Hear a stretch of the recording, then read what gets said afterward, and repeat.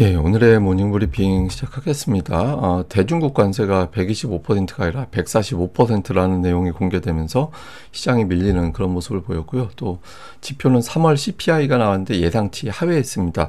시장에서는 두 가지의 경우의 수로 해석을 하고 있습니다. 우리 증시는 어제 외국인들 일단 매도가 진정됐는데 이게 이제 완전히 끝난 건지는 좀 살펴봐야겠죠. 특히 옵션 만기일이 지난 상태라서 오늘 시장에서의 어떤 선물 옵션 시장의 변화 이런 부분들도 주목을 해봐야겠습니다.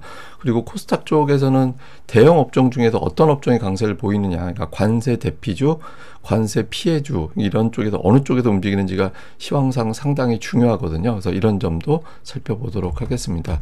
우선 미증시는 뭐 많이 빠졌죠. 이게 낙폭이 되게 큰 건데 최근에 워낙 등락폭이 크다 보니까 눈으로 봐도 이게 이렇게 실감이 안 나요. 근데 어쨌든 2, 3, 4 다우 2, S&P 500 3, 나스닥 4% 이렇게 이제 빠졌고 미증시가 조정 보이다 보니까 우리 증시도 뭐 우리 관련된 지표들도 대체로 부진했습니다. 주요 업종으로 보면 필수 소비재 필수 소비재 쪽만 강보합으로 끝났고 나머지 대부분 다 하락했습니다. 그리고 유틸리티가 그나마 좀 선방했기 때문에 업종으로 봤을 때 경기 걱정을 했구나, 경기 침체에 대한 걱정이 좀 있었구나, 이런 점을 우리가 확인해 볼 수 있는 대목이죠. 실제로 보면 시장이 빠진 건 크게 저는 세 가지 정도라고 보고 있습니다. 우선 첫 번째로 어제 밤에 제가 텔레그램 채널로는 보내드린 거잖아요. 미국이 5% 이상 급등하고 나면 다음날 하락하는 경우가 더 많았다. 그러니까 이게 보시면 넥스데이, 이게 이제 다음날인데 23번 중에서 올라간 건 8번밖에 없었고요. 하락이 15번 있었거든요. 그래서 확률로 보면 대략적으로 35% 정도밖에 다음날 오를 확률이 안 되는 거예요. 그러니까 거의 65% 확률은 떨어진다라고 봐야 되는 거잖아요. 그래서 일단 많이 오르고 나면 매도 물량 나오기 때문에 자연스럽게 좀 빠진다. 그리고 이렇게 지수가 급등을 했을 땐 대부분 다 폭락 후에 올라가는 거거든요. 폭락 후에 올라갈 때는 좀 시장을 걱정하는 투자자들의 매도가 이럴 때 좀 매도해야지, 이런 성향이 좀 나오게 되죠. 이 부분에 대한 영향이 좀 있었다라고 봐야 될 겁니다. 그래서 기본적으로 오늘은 이제 빠지는 게 자연스러운 날이었다, 이렇게 볼 수 있는 거고, 그런데 이제 빠지려면 그냥 빠지는 게 아니라 몇 가지 핑계가 있어야 되잖아요. 중국에 대한 관세.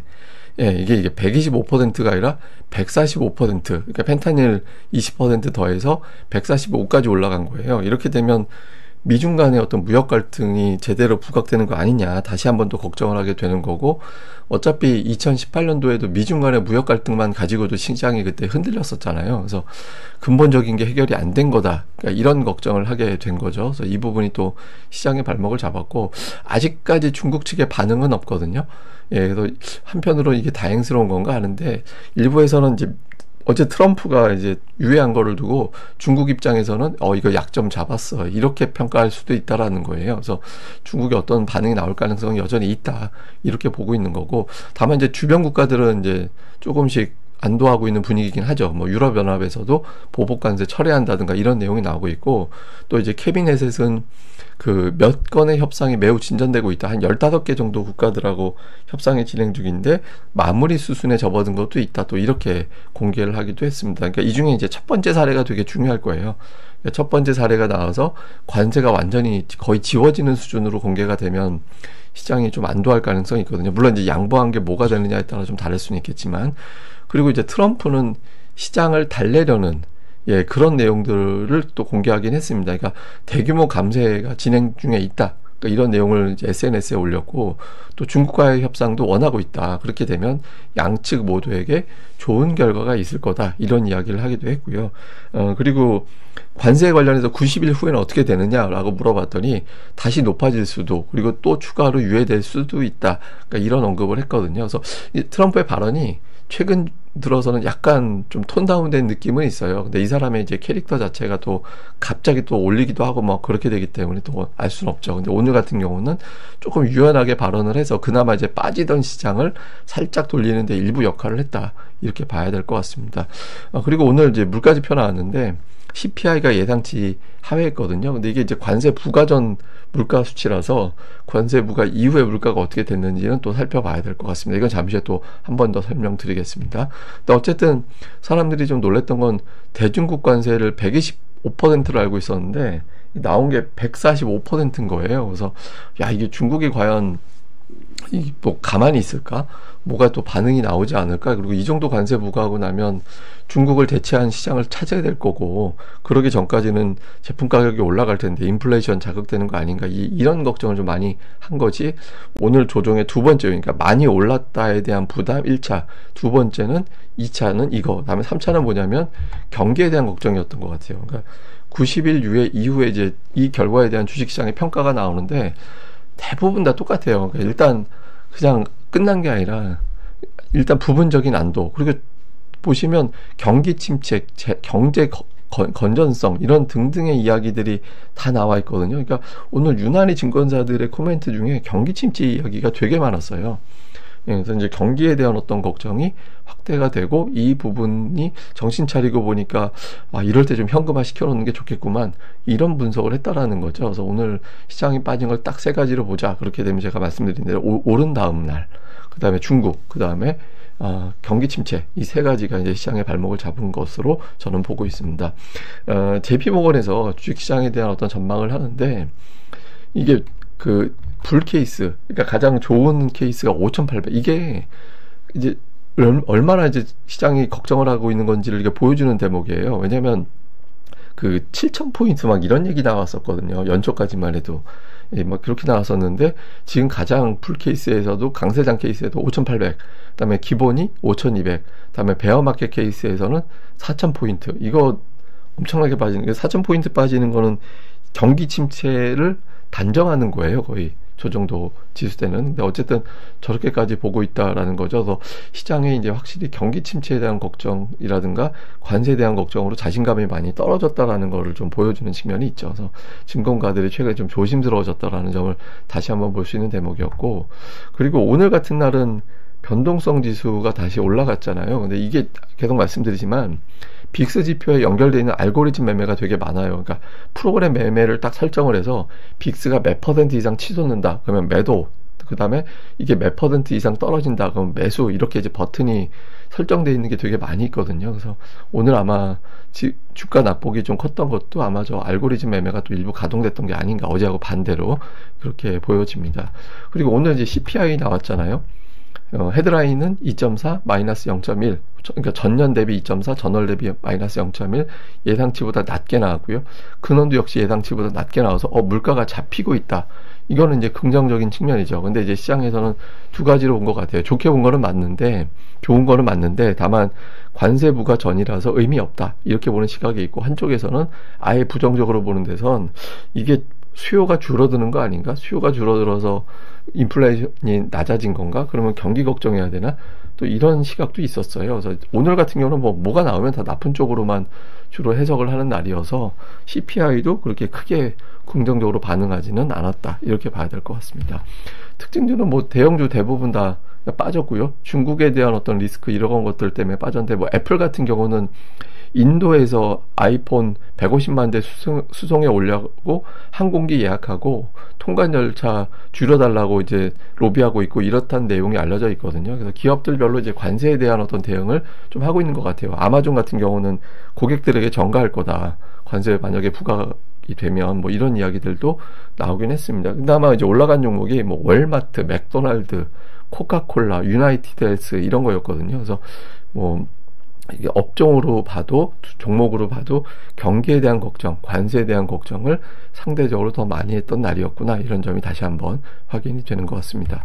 자, 우리 증시는 어제 되게 많이 올랐잖아요. 6.6% 많이 올라갔거든요. 근데 이게 제가 이제 긍정적인 쪽으로 보면, 보통 주봉에서 저렇게 꼬리가 길게 달리잖아요.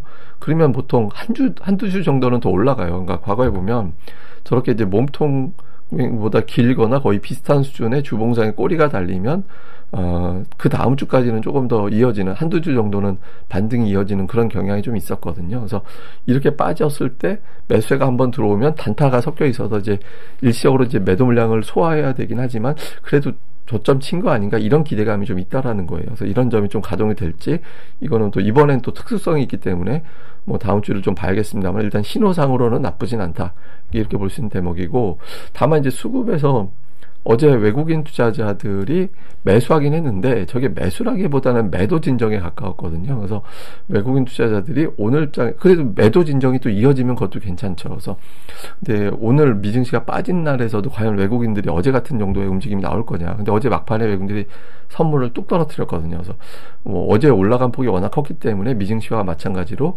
우리 증시도 좀 후유증이 있지 않을까? 이렇게 외국인들이 계산을 하면서 막판에 선물을 많이 줄였던 걸로 보여지고, 근데 또 한편으로 보면 지금 선물은 매도하기에는 지금은 더 새삼스럽게 또 매도를 강하게 시작하기에는 또 너무 멀리 와 있거든요. 그래서 지금은 좀 외국인들 선물 매수만 좀 일관성 있게 해주면 대형주들이 상당히 풀릴 수 있는 그런 위치긴 하거든요. 그래서 오늘 옵션 만기일도 지나갔고 이렇게 된 마당에 외국인들의 선물 옵션 시장의 어떤 변화가 또 어떻게 나오는지 이런 것들도 체크를 좀 해봐야 될 것 같습니다.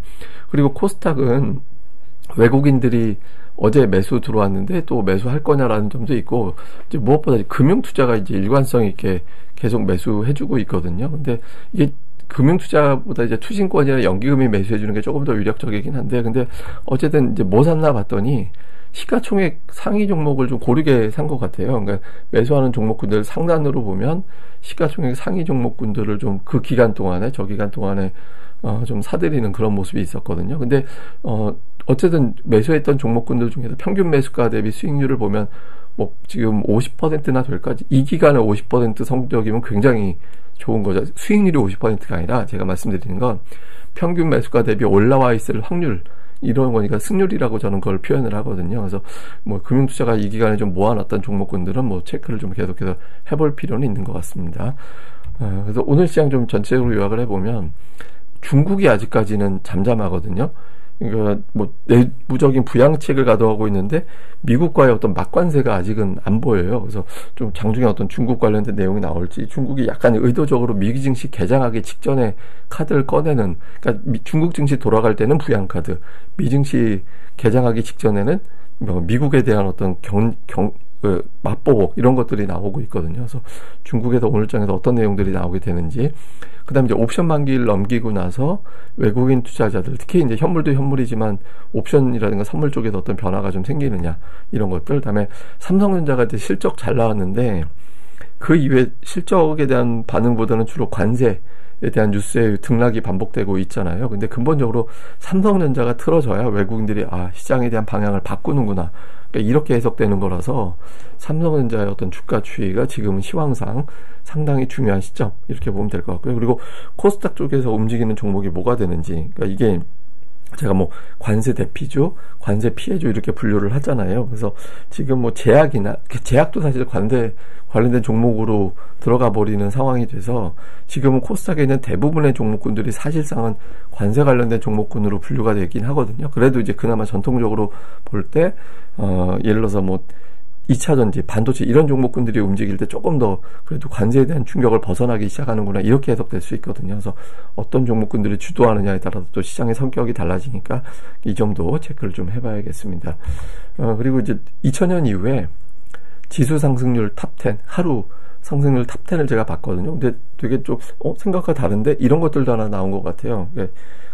어제가 10위였습니다. 2000년도 이후에 상승률, 하루 상승률로는 10위였거든요. 근데 그 다음날 봤더니 이전에 9번 중에서 7번 오르고 2번 빠졌어요. 그리고 이제 그 다음 주, 이거는 향후에 5거래일이 아니라 아예 그냥 이런 일이 있었던 다음 주 주간을 통으로 봤더니 9번 중에서 8번 오르고 1번 빠졌다라는 거거든요. 그래서 이 데이터상으로는 나쁘진 않은데, 그러니까 미증시가 워낙 많이 빠졌고 지금은 또 뭐 관세가 있고 뭐 이런 또 보복 뉴스 나올 때마다 또 시장이 흔들리는 사례라서 뭐 이대로 될지는 알 수는 없습니다만, 일단 통계적으로는 그러니까 미국 증시하고는 좀 다르게 반응하는, 미국은 다음 주가 좀 약한 징크스가 있었는데 우리 같은 경우는 조금 다르게 나오긴 했거든요. 그래서 어쨌든 뭐 어느 쪽으로 반응할지는 좀 봐야 돼. 통계상으로는 이렇다 정도로, 이게 뭐 통계상 이렇기 때문에 무조건 이렇게 된다가 아니라 그냥 통계상 그렇다 정도로만 참고로, 제가 뭐 이런저런 통계 한 500개 제가 데이터 갖고 있더라고요. 따져놓고 보니까 사소한 것까지. 그래서 좀 이런 것들도 있어서 제가 또 하나 보시라고 보여드렸습니다. 예, 그럼 또 오늘 하루 또 잘 보내시고요. 저는 다음에 뵙겠습니다. 이 방송 구독하기와 좋아요 많이, 그리고 꼭 좀 부탁드립니다. 감사합니다.